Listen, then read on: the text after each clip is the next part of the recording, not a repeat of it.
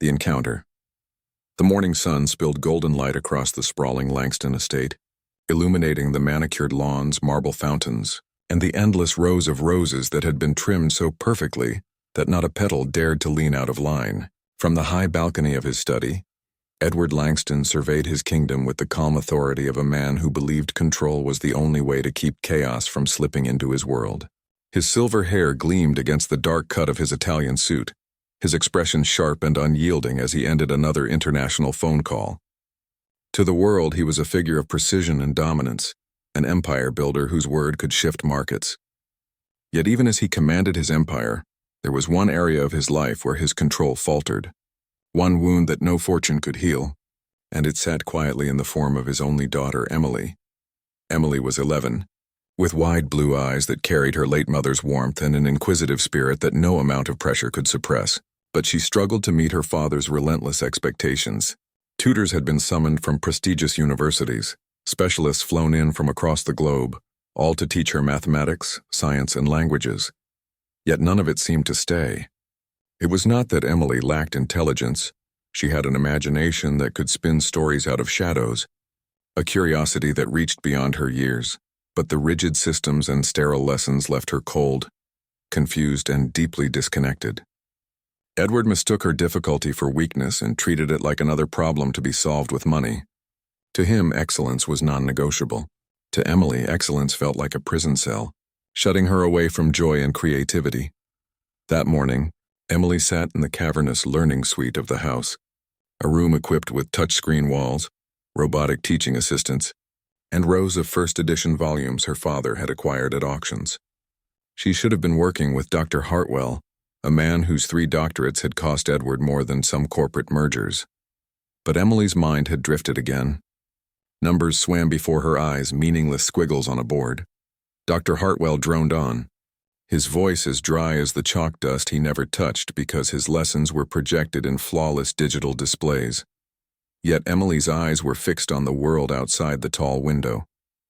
There in the eastern garden stood the old oak tree, gnarled, proud, and older than the estate itself. Her mother used to take her there, reading stories under its branches, reminding her that some things in life grew not because they were designed, but because they were wild and free. Since her mother's passing, the oak tree had become a silent friend, a reminder of the laughter and softness that had once filled their home. Unable to bear another minute of lifeless equations, Emily rose abruptly from her chair. "I need air," she declared. Dr. Hartwell frowned, adjusting his glasses, his mouth opening in protest. But Emily was already gone, her small feet carrying her quickly through the long corridors, down the sweeping staircase and out into the sunlight. She clutched her heavy algebra textbook against her chest, the polished leather cover too perfect, too unused, as though mocking her failure. When she reached the oak tree, she collapsed onto the cool grass, not caring about the risk of grass stains on her expensive dress. With a frustrated sigh, she flung open the book and stared at the problems that taunted her. Letters mixed with numbers in a cruel dance, X and Y playing hide-and-seek in a game she had no interest in winning. Why did she have to care where X was hiding? Why did everything have to be a test she was destined to fail? With a cry of frustration, she hurled the book onto the ground, the sound of its thud swallowed by the soft earth. "That's no way to treat a book," came a voice from the shadows. Emily spun around, her breath catching in her throat. A girl stood partially hidden by the wide trunk of the oak tree. She looked close to Emily's age, but slightly older, her posture steady despite the roughness of her appearance. Her skin glowed warm under the shifting sunlight, her clothes worn to the point of threadbare, an oversized purple shirt with frayed edges, jeans too short at the ankles, and shoes that had seen better days.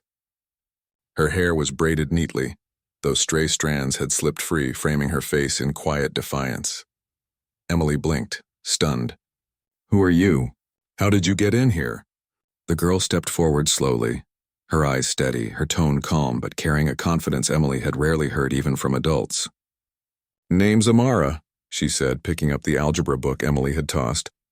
She handled it carefully as though it were something precious. "And you've got a gap in your south wall near the roses. Been using it for a while. Good place to think without being bothered." She flipped through the textbook and glanced at the open page. "Quadratics, huh? Tricky, but not impossible. You've just been taught wrong."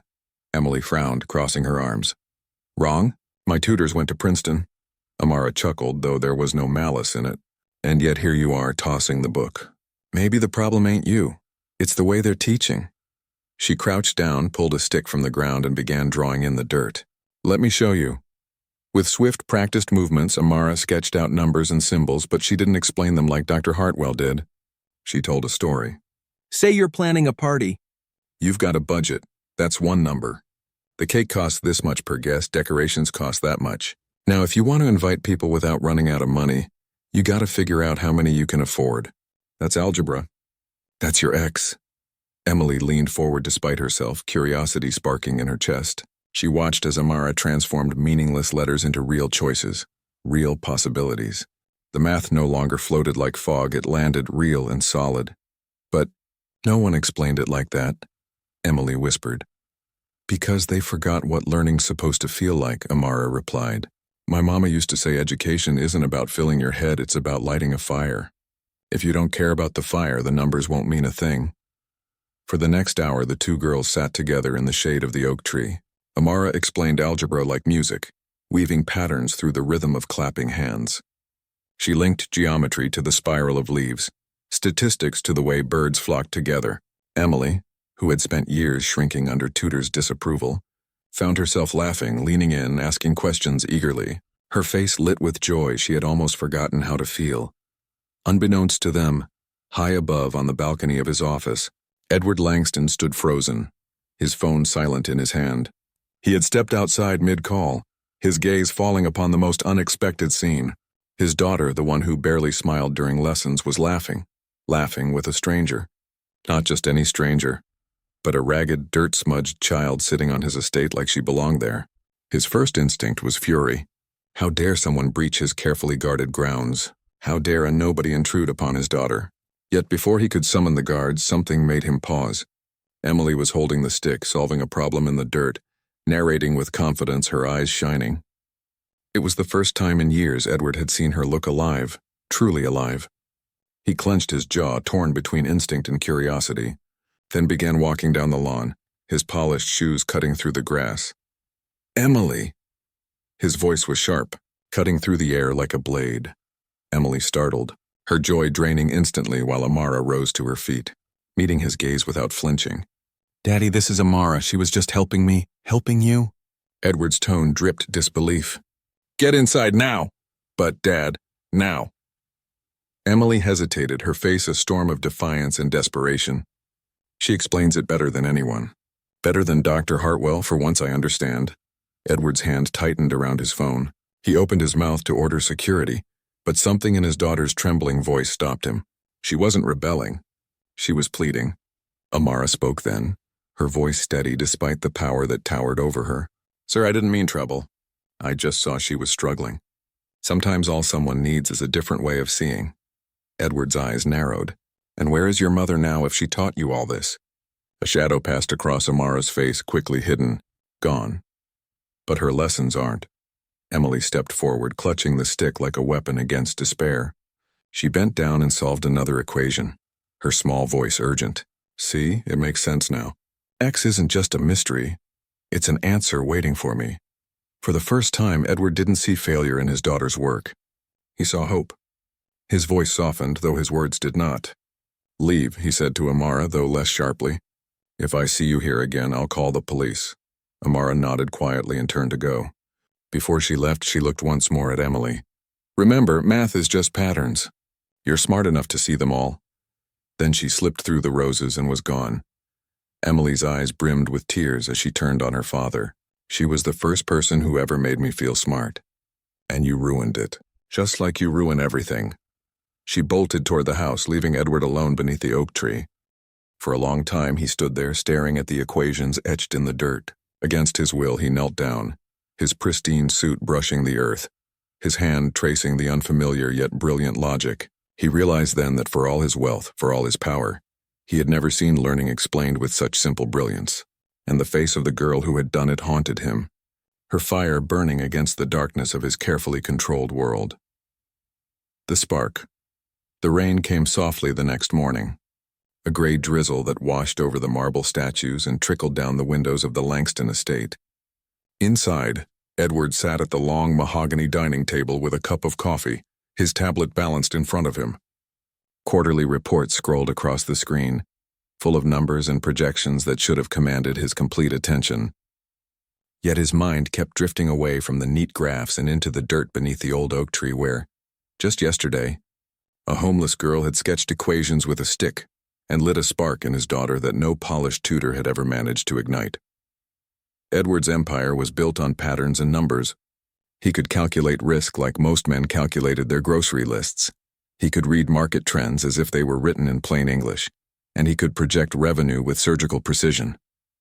But the messy scrawl Amara had left in the dirt stayed with him, haunting him.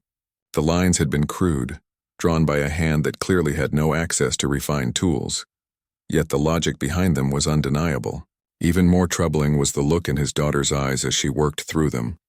The joy, the confidence, the light that he had thought long extinguished since her mother's death. Emily had skipped breakfast, refusing to come down. Instead, she had slipped a folded note into the hands of Mrs. Patterson, the housekeeper, who passed it to Edward with a raised brow. He had opened it, expecting another childish protest, but the words inside had unsettled him more than any corporate crisis. "I want the girl under the tree to teach me. No one else." The handwriting was careful, deliberate, a declaration rather than a plea. Edward crumpled the note, then smoothed it out again, staring at the determination that mirrored Patricia's. The same steel his wife had carried when she had challenged him, softened him, balanced him. Emily wasn't just stubborn. She was holding on to something her soul knew she needed. Meanwhile, Amara awoke under the steel frame of a bridge on the far side of Riverside Park. The rain pattered rhythmically against the concrete above her, dripping through cracks and forming muddy puddles nearby. She had huddled against the wall, wrapped in a threadbare blanket that barely kept out the chill. Breakfast had been half a stale sandwich salvaged from a trash can the night before, and though her stomach grumbled, she ignored it. Pulling out her most prized possession, a battered, water-stained copy of A Brief History of Time. The spine was cracked, the cover patched with duct tape, but it was her mother's book, the one they had read together late at night, back when life was whole and filled with warmth. Her mama's voice echoed in her memory. "Knowledge is the one thing no one can steal, baby girl. They can strip everything else, but what you carry in your mind is yours forever." Amara traced the words on the page, whispering them to herself, savoring the familiar rhythm. Despite the cold, despite the hunger, she felt strong when she read, as if her mother's presence reached across time to steady her. She thought about the girl she had met yesterday, the one in the expensive dress with eyes that carried loneliness despite her wealth. Emily had looked at her with curiosity, not pity, and had listened with the kind of eagerness Amara hadn't seen in years. For the first time in months, Amara felt like she mattered, like her mother's lessons hadn't been lost in the endless storm of her life. She wanted to see Emily again, though she knew the risk. Back at the estate, Edward paced his office. He should have been reviewing merger documents, preparing for calls with London and Tokyo, but his thoughts spiraled around the girl's intrusion.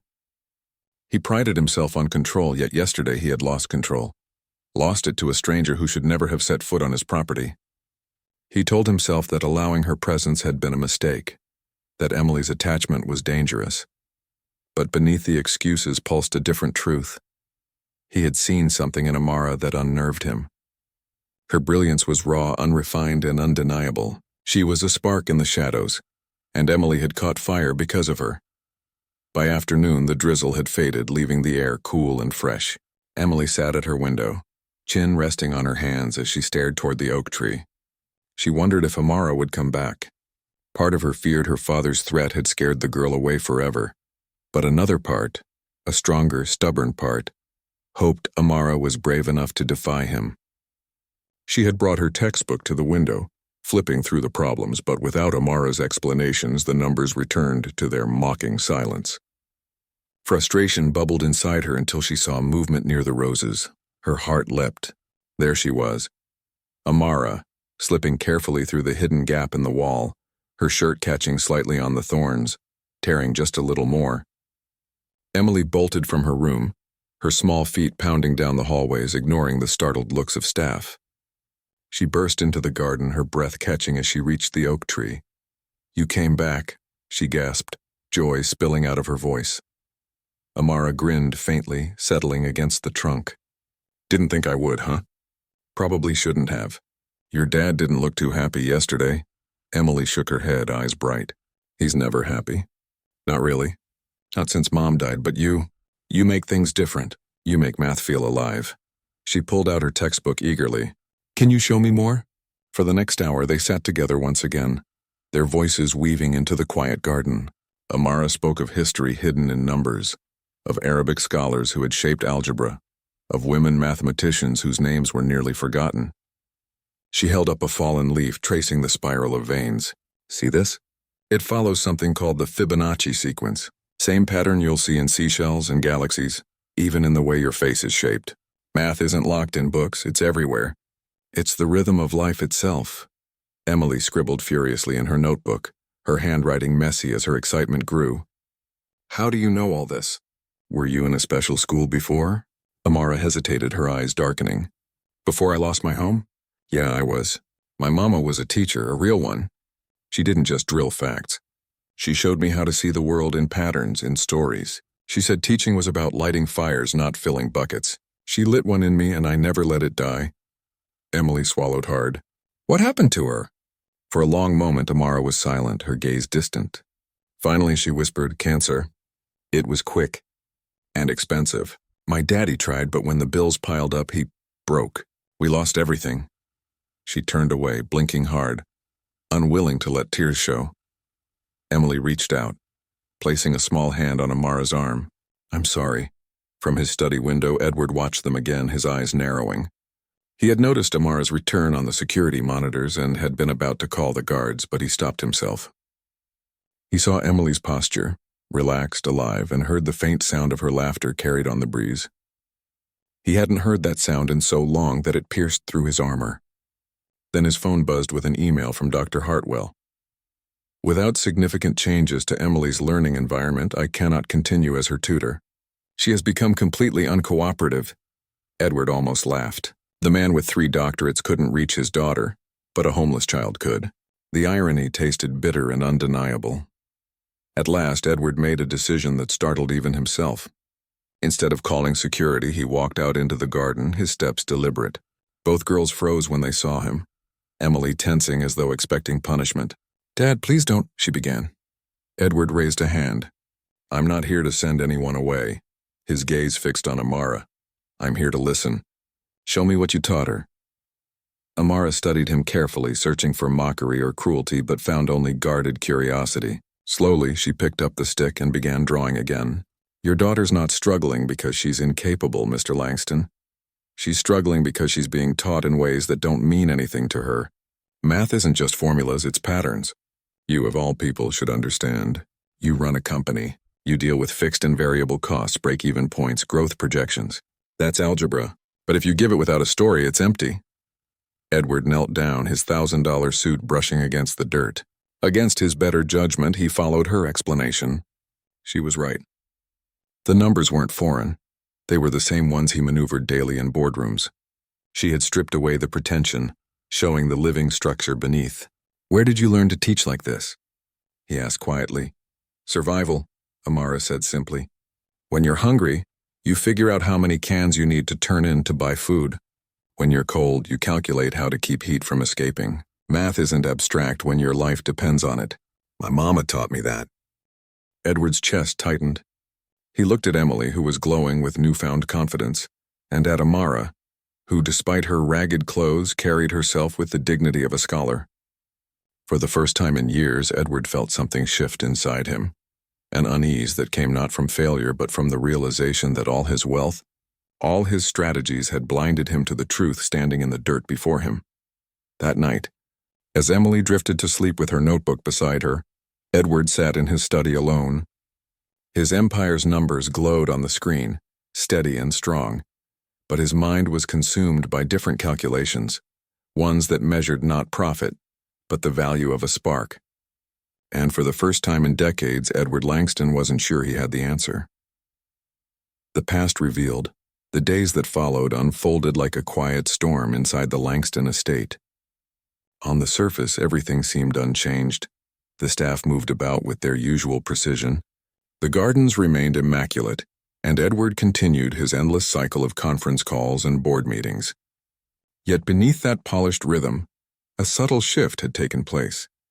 Emily was no longer dragging her feet through lessons or closing herself away in sullen silence. She was alive, restless with energy, chasing down equations in notebooks, humming as she scribbled, often running to the oak tree to wait for Amara. And Edward, though he would not admit it out loud, found himself watching more than he intervened. It unsettled him. He had built his life on control, on knowing the source of every risk and every advantage. But Amara represented the unknown. She came from nowhere, slipped through cracks in the walls of his world, and yet had managed to achieve what no tutor, no carefully designed system, no mountain of money could accomplish. She had ignited his daughter's mind. That kind of power, raw and unbought, both fascinated and disturbed him. He knew he could not ignore her existence any longer.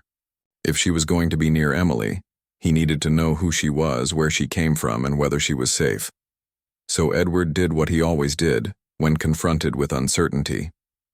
He investigated. He called upon the same network of private investigators he used to vet high-stakes business partners and rivals. Discreetly, he ordered a background check on Amara. Her name had been easy enough to gather. Emily had spoken it often and with a tenderness that made his chest tighten. Within 48 hours, the first reports arrived, and what Edward read shook him more deeply than he expected. Amara James, 13 years old. No current address. Records showed she had once been enrolled in a charter school across the city, where her academic performance had been nothing short of extraordinary. Test scores in the 99th percentile, teachers' notes praising her curiosity, her creativity, her ability to connect ideas beyond her age. But then the record stopped abruptly 2 years ago. That was when her mother, Angela James, had been diagnosed with late-stage cancer. Medical bills had mounted. Angela had been a beloved public school teacher known for her innovative methods, often staying late to help students others had written off. Edward read testimony after testimony from parents and students who described her as the kind of teacher who changed lives. But the healthcare system had failed her. Insurance covered little. Hospitals demanded payments the family could not meet. The report detailed how Angela's husband, once a reliable factory worker, had fallen apart under the crushing weight of debt. He had turned to alcohol, then disappeared. When Angela died, Amara had been left alone, bouncing between distant relatives who could not afford another mouth to feed. Eventually, she slipped through the cracks entirely, living in shelters, then finally on the streets. Edward stared at the lines on the report, the sterile words describing a collapse of a family, and felt something twist inside him. He could picture the girl under the oak tree, proud despite her ragged shirt, her eyes steady even as she admitted her mother was gone. The weight of her history pressed down on him. Yet what truly made him sit back in stunned silence was a single line in the report that carried his own name. Angela James had once been employed in the Langston Education Initiative, a subsidiary program of his corporation designed, at least publicly, to provide resources to underfunded schools. Edward remembered approving the program years ago, though for him it had been little more than a tax write-off and a chance for good publicity. Digging deeper, he found that budget cuts in his own company's restructuring had led to slashed funding for Angela's school district. Grants that had once supplied books and technology had vanished overnight. Angela had spoken publicly against the cuts, writing op-eds and urging parents to fight back. But no one had listened. The realization landed like a blow. His decisions, his pursuit of profit margins and efficiency, had indirectly stripped resources from the very classroom where Amara had once thrived. In chasing perfection on his spreadsheets, he had helped create the conditions that drove a brilliant child into homelessness. It was not direct, not intentional, but it was real, and it tied him to her life in a way that was impossible to ignore. That evening, Edward sat in his study long after the house had gone quiet. The fire burned low in the hearth, casting shadows that stretched across the leather-bound books and polished wood. He held the report in his hands, staring at the names, the dates, the cold facts that had rearranged themselves into a story of loss. For the first time in years, Edward Langston felt shame, a heavy, suffocating thing that clawed at the edges of his carefully constructed certainty. He had always believed himself above reproach, a man whose hard decisions were justified by results. But now, faced with Amara's reality, he could no longer hide behind balance sheets. The cost of his choices had faces, and one of them had been sitting under his oak tree, teaching his daughter to laugh again. The next day, when Amara returned, Emily ran to greet her with open delight. The two settled under the oak, diving into lessons with the ease of old friends. Edward watched from a distance before finally stepping forward. His presence silenced them both. Emily looked up at him nervously, afraid he would end the fragile magic that had grown between them. Amara, however, met his gaze steadily. "I know who you are," Edward said, his voice low, more to Amara than to Emily. Amara tilted her head, not backing down. "Everyone does." "You're Edward Langston." "The billionaire?"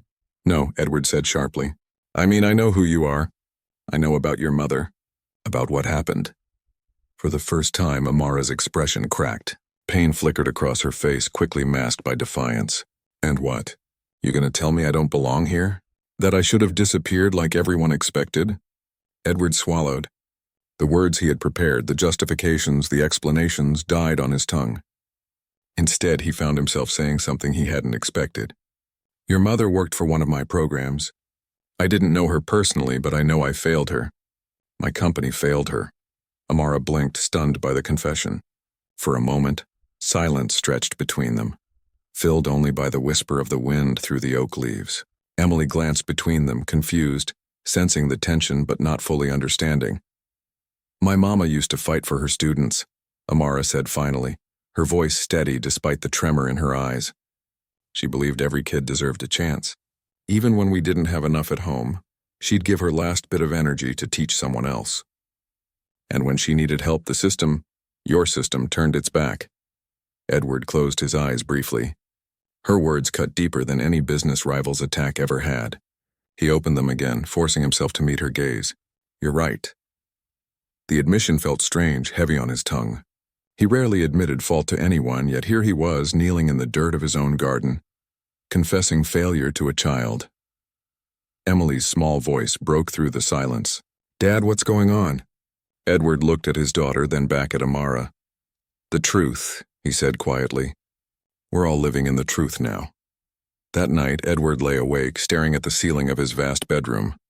He thought of Patricia, his late wife, and how she had always urged him to see beyond numbers, to remember the humanity behind his empire.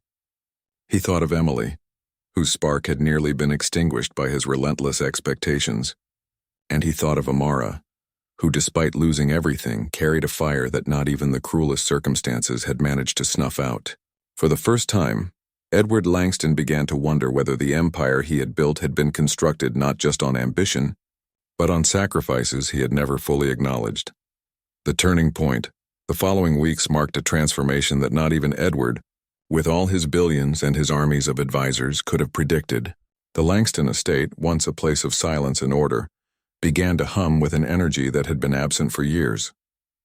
Emily's laughter drifted through the halls like music, and staff who had grown used to her quiet, withdrawn presence now exchanged astonished glances when they saw her running across the lawns with a notebook in hand, eager to share her latest discoveries. It was Amara who had brought this change.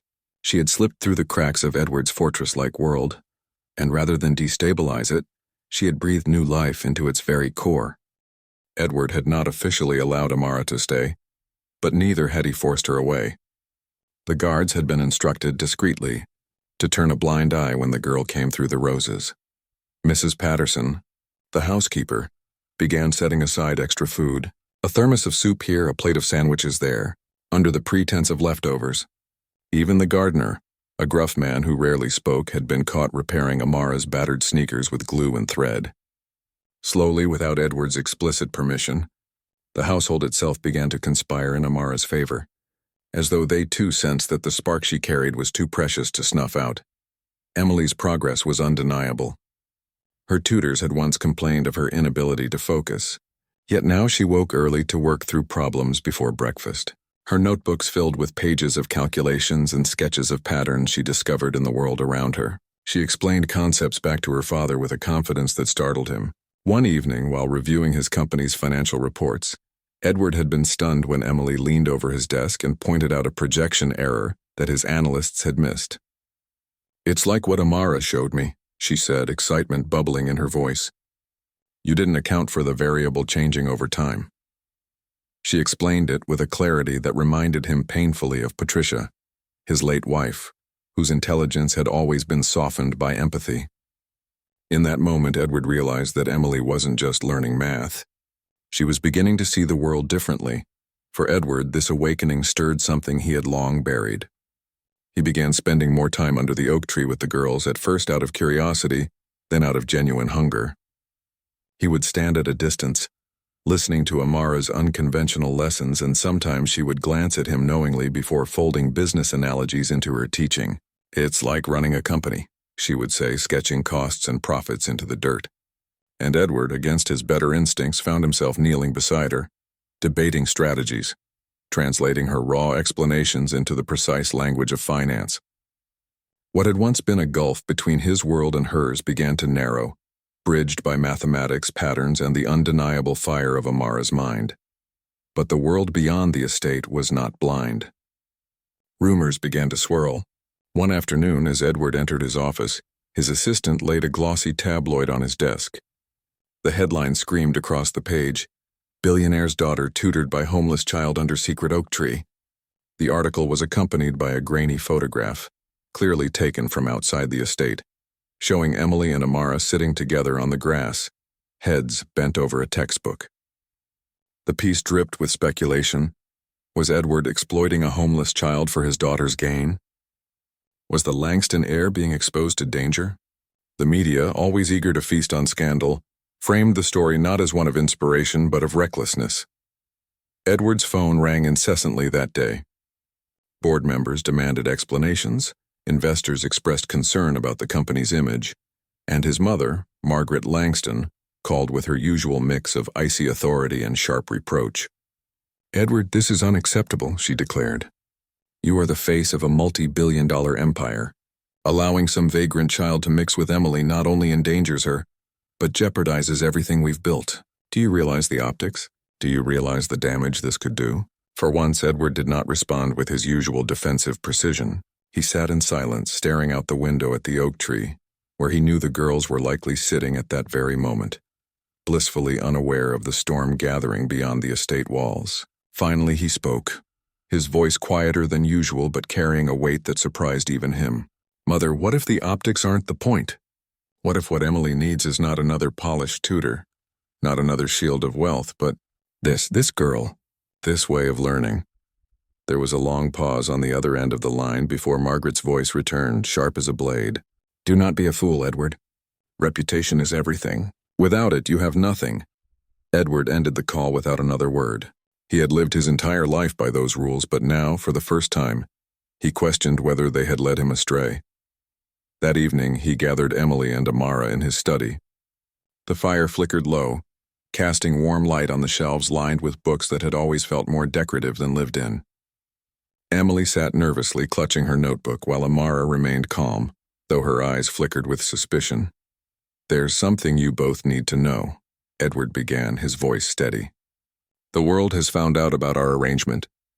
There are cameras outside the estate. Reporters are circling. And the pressure from my company is significant." Emily's eyes filled with fear. "You're not going to send her away, are you?" Amara's jaw tightened, but she said nothing, bracing herself for rejection. Edward looked at them both, the weight of his decision pressing down on him. He thought of the board's warnings, his mother's threats, the investors' unease. He thought of the empire that could crumble if public trust was shaken. But then he thought of Emily's laughter, the light in her eyes, the way she had blossomed under Amara's guidance. And he thought of Amara herself, this child who had survived storms that would have broken most adults, who carried within her the legacy of a teacher who had once fought for children no one else cared for. Slowly, deliberately, Edward said, "No, I will not send her away." Both girls stared at him, stunned. "This house is my responsibility," he continued, "and so is my daughter. But I've realized something. Protecting Emily doesn't mean shielding her from the world. It means giving her what she needs to thrive. And right now that is you, Amara. If the world wants to judge me for that, let them. I built this empire once. I can rebuild it again if I must. But I will not sacrifice what truly matters anymore. For the first time in years, Edward saw tears in his daughter's eyes, not born of despair, but of relief. She launched herself into his arms, whispering, "Thank you, Daddy." Amara, though quieter, nodded once, a flicker of respect softening her usual guarded expression. The storm outside the estate continued to rage. Reporters hounded the gates, articles multiplied, and critics sharpened their knives. But inside the Langston estate, a new foundation was being laid. For Edward, the turning point had come, and he had chosen not reputation, not control, but something far rarer: truth. The redemption, the storm that broke over the Langston estate, was not of wind or rain, but of flashing cameras, shrieking headlines, and relentless voices demanding explanations. Overnight, the world had seized upon the story of the billionaire's daughter being taught by a homeless girl, twisting it into narratives that sold papers and fed broadcasts. Some called it a heartwarming tale of compassion. Others condemned it as negligence, a reckless gamble with a child's safety. Investors fretted about scandal. Board members whispered about replacement strategies. And Edward's once unshakable empire trembled beneath the weight of public scrutiny. For years, Edward Langston had measured his worth by the solidity of his reputation, by the strength of his stock prices and the approval of powerful circles. But now, as he stood in front of the great windows of his study, he realized none of those things mattered, compared to the sound of his daughter's laughter echoing down the halls again. For the first time since Patricia's death, Emily was alive, and it was Amara, brilliant, ragged, defiant Amara, who had brought that life back. He could no longer deny it. He would no longer deny it. The decision came to him not with the neat precision of a boardroom calculation, but with the messy clarity of a father's heart. He called for a press conference. His advisors begged him to reconsider, to issue a carefully worded statement distancing himself from the girl, to shield his company from controversy. Even Margaret, his formidable mother, demanded he clean up this mess before it destroyed their legacy. But Edward stood firm. "This is not a mess," he told them. "This is the truth, and the truth is the only legacy worth leaving." The day of the press conference dawned bright and clear, the sky scrubbed clean by the storm of the previous night. Reporters swarmed outside the Langston headquarters, cameras bristling, microphones thrust forward like weapons. Edward arrived not in his usual fleet of black cars, but on foot, with Emily at his side holding tightly to his hand, and Amara walking just a step behind. Gasps rippled through the crowd at the sight of her, thin but proud, wearing clothes the staff had quietly mended, her braids neatly tied back. She did not flinch under the cameras. Her gaze was steady, as though daring the world to dismiss her again. Edward mounted the steps of the building and turned to face the sea of cameras. For a moment, silence fell. The collective breath of the crowd held tight. Then he began to speak, his voice carrying not the polished rehearsals of a CEO, but the raw cadence of a man who had finally shed his armor. "You've all heard the story," he began. "You've seen the photographs. My daughter has been learning from a girl named Amara, a girl who does not have a home, a girl who, by the judgment of this world, has nothing. But let me tell you the truth. She has given my daughter more than all the wealth in this world ever could. She has given her the gift of understanding, of joy, of seeing learning as something alive. She has taught her not just numbers, but the beauty of patterns that connect us all." The crowd shifted uneasily, caught between expectation and the unexpected sincerity in his tone. Edward continued, his voice stronger now. "I will not deny that my empire has made mistakes. I built this company on numbers, and in doing so I forgot that behind every number is a human being. Years ago, decisions I approved cut funding that could have supported teachers like Amara's mother. That failure cost lives. That failure left children like Amara fighting to survive in the shadows. I cannot undo what has been done. But I can take responsibility, and I can change the future." Gasps rippled again, reporters scribbling furiously, cameras zooming closer. Edward lifted his hand slightly toward Amara, who stood still, her face calm though her eyes glistened. "This girl is not a liability. She is not a scandal. She is brilliance itself, proof that genius can be born in any circumstance if only given a chance. And so today, I am announcing the creation of the Angela James Foundation, named after Amara's late mother, a teacher who dedicated her life to lighting fires of learning in others. This foundation will fund education for homeless and underprivileged youth, not as charity, but as an investment in the extraordinary minds we too often overlook. And Amara James will be its first full scholar. The crowd erupted. Questions flew, flashes popped, but for the first time Edward did not feel attacked. He felt free. That evening, as the world replayed his words on every screen, Edward sat under the oak tree with Emily and Amara. The great branches stretched above them like a cathedral, sunlight filtering through the leaves in golden beams. Emily leaned against her father, her notebook open, proudly showing him equations she had solved that morning. Amara says the patterns are like music, she explained, her eyes bright. And now when I look at numbers, I can hear the song. Edward smiled, brushing a strand of hair from her face. Your mother would be proud, he whispered, his voice thick. Amara sat nearby, quietly leafing through her battered copy of A Brief History of Time. For the first time, she no longer read it as a lonely defense against the world, but as a stepping stone toward a future she could finally see unfolding. She looked up at Edward, studying him carefully. You didn't have to do what you did today, she said softly. No, Edward admitted, but I needed to. For Emily, for you, for me. Because what kind of empire is worth anything if it costs us our humanity? The oak tree rustled as if in agreement, its leaves whispering in the wind. In the weeks that followed, change rippled outward.